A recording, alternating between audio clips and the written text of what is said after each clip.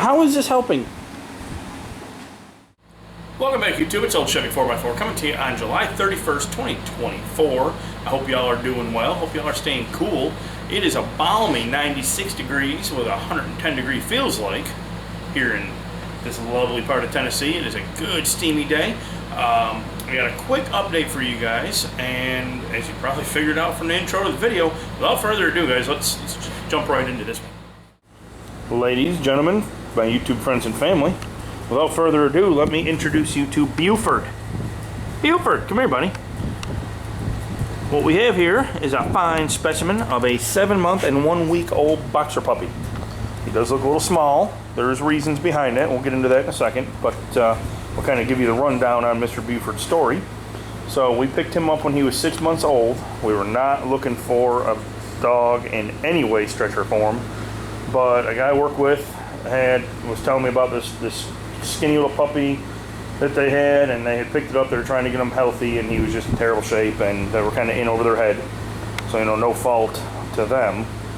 They were just trying to help him out. But he asked if I wanted a dog, and I was like, absolutely not. And then he showed me a picture of him on his phone. And any of y'all that have been around for a minute on my channel know that I have a soft spot in my heart for boxer dogs. So, and it's just the shape he was in. He ended up having to come home with us. I had to go pick him up and bring him home.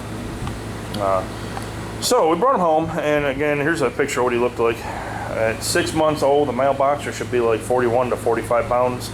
He was 16 pounds, or 16 point something pounds at that time. Obviously very, very small, malnourished. So we took him to the vet and had his first checkup, and as it turns out, he was having a real hard time eating any kind of solid foods, anything solid, even soft dog food, canned dog food. He couldn't keep it down. He'd eat a little and bring it back up, and that was just over and over and over again. I'm not going to try to say the name of the condition that he has, but I will tell you the short term is what the vet calls it, is Mega E. I'll put the actual condition here on the screen.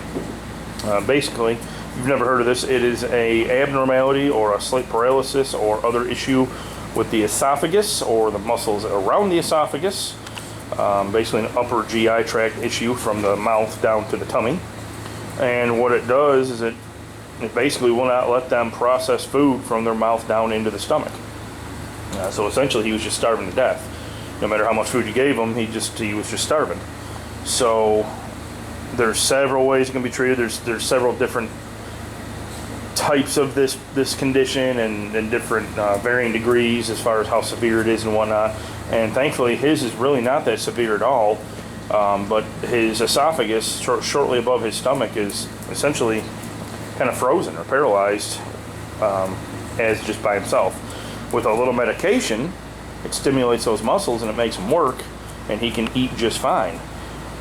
So there was multiple different medications. The first one we tried happened to be a winner, and we were lucky on that. So he's been doing really well.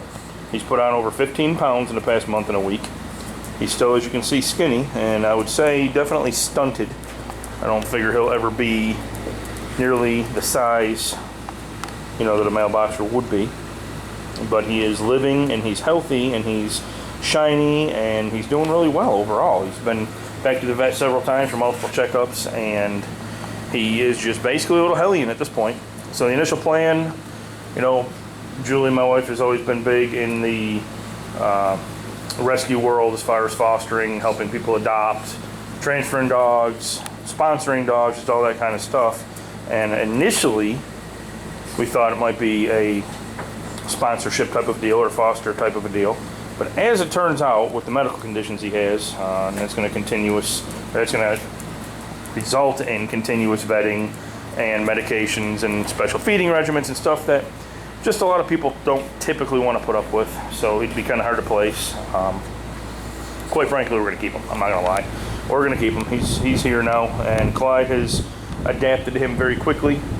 The other dogs, the other critters have too. He's doing really well around the house. Stubborn, energetic. You wouldn't know it right now, but he's already been playing for about 2 hours straight, so he's finally getting a little wore out.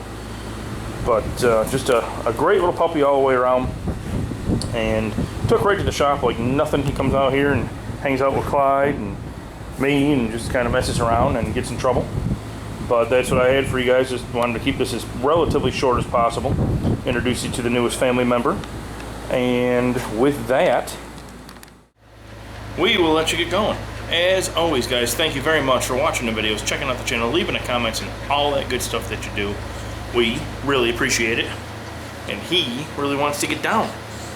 So, stay safe, stop back. We'll catch you in the next one.